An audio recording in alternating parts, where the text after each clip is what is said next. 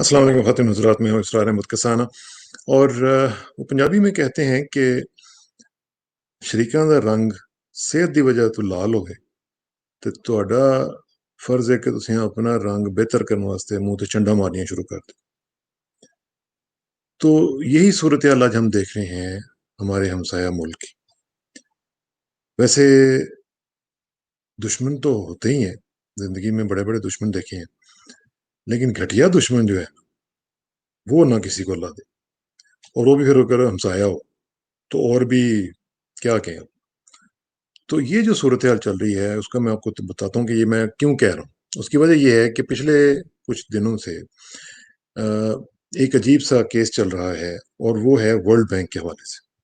आपको पता है वर्ल्ड बैंक एक रिपोर्ट जारी करता है जिसको कहते हैं ईज ऑफ डूइंग बिजनेस।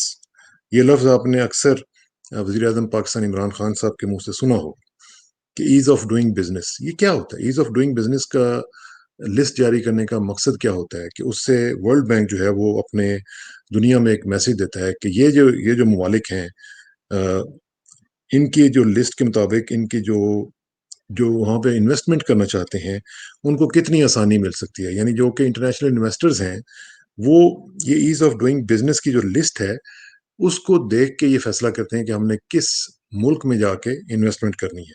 क्योंकि जाहिर है जो इंटरनेशनल इन्वेस्टर्स हैं वो समझते हैं कि जहाँ पे भी हम जाएं वहाँ पे एक तो ये है कि बिजनेस शुरू करने में आसानी हो, बिजनेस को रन करने में आसानी हो, और फिर बाकी जो उनकी इन्वेस्टमेंट्स हैं वो सिक्योर हों। ये सारी चीज़ें जो है वो सब कुछ देख के जाते हैं। तो ये जो ईज ऑफ डूइंग बिजनेस वाली लिस्ट है इसमें बहुत सारे मामला चल रहे थे। पाकिस्तान ने पिछले 2 साल में एक तरक्की का जो सफ़र था वो शुरू कर दिया था। मुख्तलिफ स्टेप्स पाकिस्तान ने लिए थे जिसकी वजह से पाकिस्तान उसमें बेहतर रोल प्ले कर रहा था और पाकिस्तान ऊपर से ऊपर आता जा रहा था। अब हुआ ये है कि जो इस साल जो रिजल्ट हमने देखा है उसका वो ये है कि जो लिस्ट आनी थी वर्ल्ड बैंक की तरफ से उसको सस्पेंड कर दिया गया है। और सस्पेंड जो किया गया है उसमें ये अनयूजुअल है, क्योंकि ये नॉर्मली होता नहीं है इस तरह कि वर्ल्ड बैंक एक रिपोर्ट जारी करे और जारी करने से पहले उसको सस्पेंड कर दिया जाए या उसको पॉज कर दिया जाए। अब वो ये कह रहे हैं कि जी हमें ऐसा महसूस हुआ है कि जैसे कुछ इरेगुलरिटीज हैं इस सिस्टम में जिसकी वजह से इसको हम पॉज कर रहे हैं या सस्पेंड कर रहे हैं। क्योंकि वो समझते हैं कि जी ये डेटा की कलेक्शन में और उसकी जो मोडालिटीज हैं उसमें कुछ इरेगुलरिटीज हैं जिसकी वजह से ये हमें दोबारा इसको देखना पड़ेगा और इसका ऑडिट करना पड़ेगा। अब जो वर्ल्ड बैंक की रिपोर्ट है जो उन्होंने एक स्टेटमेंट दिया उसमें उन्होंने ये कहा है कि ये नंबर ऑफ इरेगुलरिटीज हैं डेटा के हवाले से, और ये जो 2020 की रिपोर्ट है उसके हवाले से एक लोगों में कंसर्न मौजूद था। अब वो हुआ ये है कि ये कंसर्न किसका था। ये कंसर्न हमारे हमसाया मुल्क का था। उसमें मैं अभी आगे जाके वजह बताता हूँ कि क्या वजह थी। लेकिन ये देखिए कि इंडिया ने खुद भी पिछले कई सालों में इस जो रिपोर्ट है उसमें तरक्की की है। 14 दर्जे तरक्की की है इंडिया ने। 77 नंबर से लेकर वो अब 63rd नंबर के ऊपर आ गए, और ये 190 ममालिक में 63rd नंबर पे उनका आना भी एक अच्छी इम्प्रूवमेंट थी। लेकिन अब मसला ये है कि ये जो इंडिया की इस वक्त हुकूमत है, और जाहिर है कि जो हुकूमत का जो सरबराह है वो एक ऐसा अनपढ़ आदमी है और ऊपर से बदमाश भी है, कातिल भी है। तो उस लिहाज से वो अपने फाशिज्म का जो एक उसका नजरिया है उसको फैलाने के लिए वो हर जगह पे अपनी इसी तरह की पॉलिसी जो है उनको इंट्रोड्यूस करवाता है। अब ये थर्ड कंसेक्टिव ईयर है जिसमें इंडिया परफॉर्म जो है अपनी उस परफॉर्मेंस को बेहतर कर रहा था, और ये दुनिया के जो पहले 10 ममालिक हैं जो कि टॉप इम्प्रूवर्स हैं अपने सिस्टम्स के लिहाज से उसमें आ रहा था। लेकिन अब मसला ये है कि ये जो अभी जो रिपोर्ट उन्होंने विड्रॉ की है उसकी असल कहानी क्या है, जिसकी वजह से मैं आपको कह रहा था ना कि हमसाया दा रंग लाल होवे तो अपना चंडा मार के कर लेना चाहिए। तो हुआ यह है कि इस रिपोर्ट में जो विड्रॉ की गई है इसमें कुछ ममालिक के नाम आ रहे थे जो कि बहुत ज्यादा तरक्की कर रहे हैं इस मामले में ईज ऑफ डूइंग बिजनेस के हवाले से। अब उसमें क्या था, उसमें पाकिस्तान का नाम शामिल था। पाकिस्तान का नाम بہت یعنی جو لسٹ بنی ہوئی تھی اس میں بیسٹ پرفارمرز میں سے اس کا پاکستان کا نام آ رہا تھا. اس کے علاوہ کس کس کا نام تھا؟ سعودی عربیہ کا تھا، ٹوگو کا تھا، تاجکستان کا تھا، بحرین کا تھا، کویت کا تھا، چائنا کا تھا، نائجیریا کا تھا، اور پھر یہ ہمارے ہمسائے صاحب جو ہیں ان کا بھی تھا، ان کا بھی نام اس میں شامل کیا گیا تھا. تو یہ جو 2018 2019 کی جو رپورٹ تھی اس میں یہ بتایا گیا تھا کہ یہ جو کنٹریز ہیں ان میں یہ جو 5 بیسٹ جو ریفارمز ہیں وہ انہوں نے کی ہیں. تو ان کو ریکگنائز کیا گیا، ایکنالج کیا گیا کہ جناب یہ اس طرح کا سلسلہ ہوا ہے، اور اس میں پاکستان بھی تھا. اب جیسے ہی پاکستان کا نام آیا تو ادھر تو آگ لگ گئی.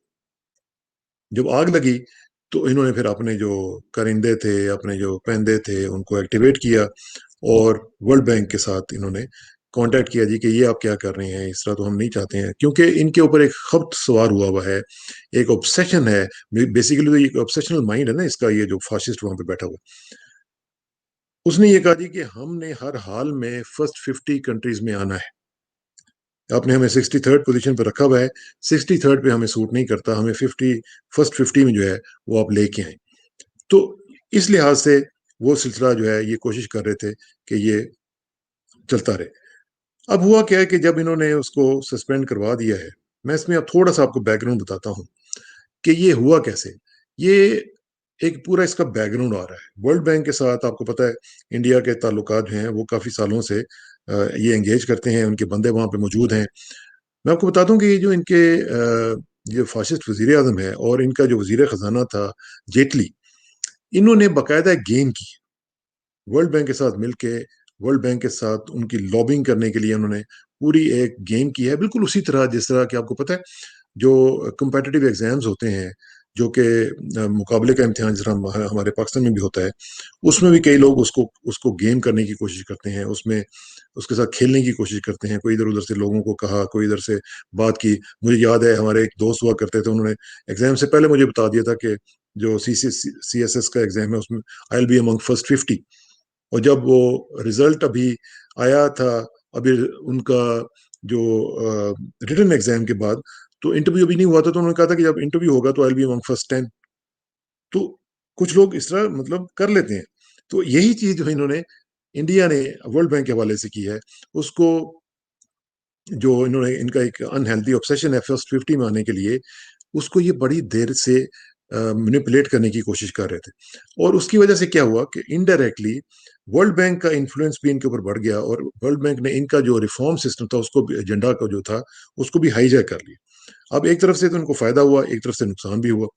کیونکہ جو بی جے پی کی گورنمنٹ ہے اس نے مختلف جگہوں پہ، مختلف لیولز کے اوپر ان کے اپنے لوگوں کے ذریعے، اپنے ورلڈ بینک میں جو ان کے لوگ تھے ان کے ذریعے اس کو لابی کرنے کی کوشش کی ورلڈ بینک کو.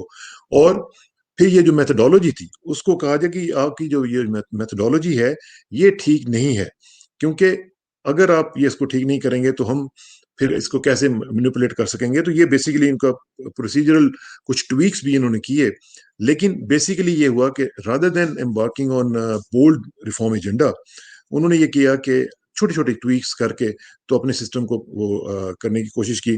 لیکن ظاہر ہے کہ وہ ایک بڑا ٹیمپرری قسم کا ارینجمنٹ ہوتا ہے، اس سے ان کو کوئی فائدہ نہیں ہونا تھا.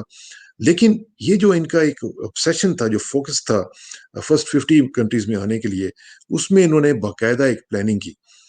اس میں آپ کو بتاتا ہوں کہ جو ان کے وزیر خزانہ تھے ارون جیٹلی، اور جو دوسرے پرائم منسٹر آفس کے جو مختلف سینئر جو لوگ تھے، وہ انہوں نے میٹنگ کی، اور میٹنگ کر کے انہوں نے یہ بتایا کہ ہم اس کو ایسے مینیپولیٹ کرتے ہیں جیسے کہ ایک ہمارے جو ایڈوانٹیج ہے وہ برقرار رہ سکے. تو بیسیکلی مجھے یاد ہے کہ انہوں نے ایک پریس کانفرنس کی تھی جیٹلی صاحب نے، جس میں انہوں نے کہا تھا کہ you literally have to crack the code. اب کس کا کوڈ انہوں نے کریک کرنا تھا؟ کریک انہوں نے کرنا تھا کوڈ ورلڈ بینک کا.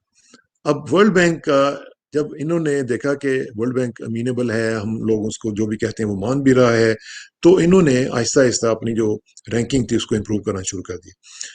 اس میں ان کے ساتھ فارمر بیوروکریٹس انوالو تھے، اور ان کے ساتھ پورے جو حکومت کے لوگ تھے وہ سارے انوالو تھے، اور یہ آہستہ آہستہ اس میں کامیاب ہوتے چلے گئے.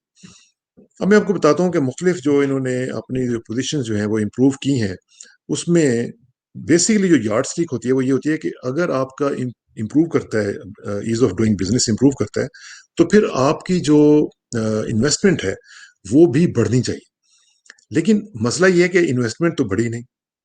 دیکھیں نا، اگر میں آپ کو بتاتا ہوں اس وقت جو صورتحال ہے وہ 2011 میں آپ کو بتاتا ہوں کہ 2011 میں ان کا جو ریٹ آف انویسٹمنٹ ٹو جو ratio of investment to G D P تھا وہ 38% تھا.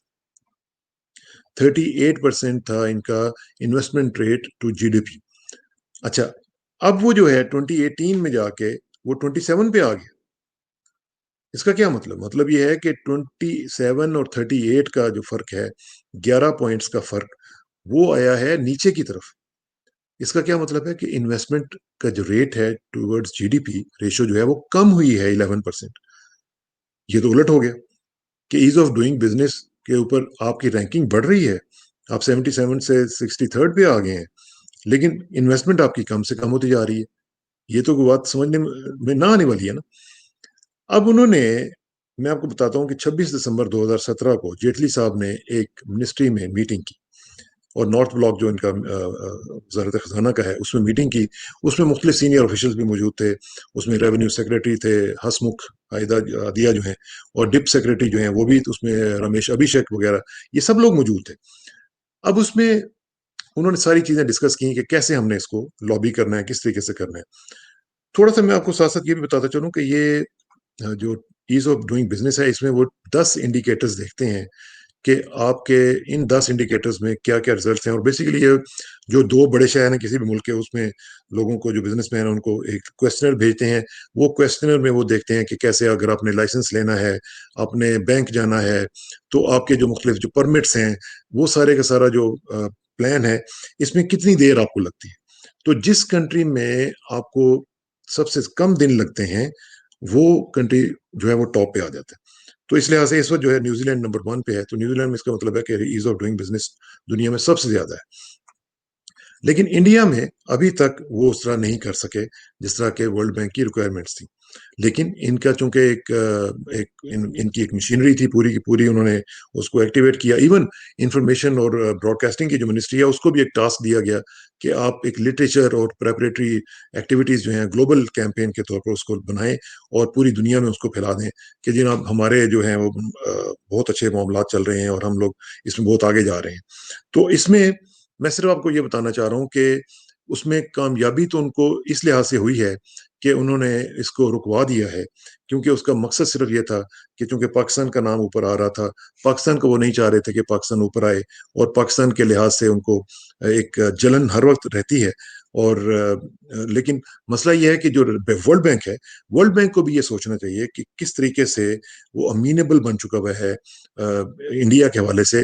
کیونکہ مجھے یہ پتا ہے کہ جو ان کے ایک ریونیو سیکریٹری ہوا کرتے تھے وہ بھی، اور پھر ایک ان کے سبھاش چندرا گارگ ان کا نام تھا، وہ یہ بعد میں سب لوگ جو ہیں یہ ورلڈ بینک سے انڈیا میں آئے ہیں، اور انڈیا میں آ کے انہوں نے اکنامک سیکریٹری اور فائنانس سیکریٹری کے عہدوں پہ آ کے انہوں نے کام کرنا شروع کر دیا ہے. تو یہ جو ایک ریوالونگ ڈور والا کام ہے کہ ادھر سے ورلڈ بینک سے نکلے تو گورنمنٹ آف انڈیا ان کو لے لیتی ہے، اور گورنمنٹ انڈیا سے نکلتے ہیں تو واپس ورلڈ بینک میں چلے جاتے ہیں.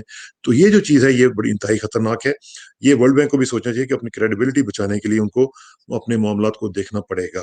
تو جو جو ورلڈ آف ایز ہے ہمارے بزنس کے والے سے، یہ جو رپورٹ ہے ایز آف ڈوئنگ بزنس، یہ بہت امپورٹنٹ ہے پاکستان کے لیے. اور credit goes to Imran Khan کہ جس طریقے سے انہوں نے اپنے ماحول کو ٹھیک کیا ہے وہاں پہ آہستہ آہستہ تمام مشکلات کے باوجود. ابھی انشاءاللہ فیٹف کا بھی معاملہ ٹھیک ہو جائے گا تو اس میں پاکستان کی رینکنگ مزید بہتر آئے گی. تو اگر آپ جلتے ہیں تو جلتے رہیں، پاکستان انشاءاللہ پرفارم کرتا رہے گا، اور عمران خان اسی طرح انشاءاللہ پاکستان کو لیڈ کرتا رہے گا. بہت بہت شکریہ. السلام علیکم ورحمۃ اللہ وبرکاتہ.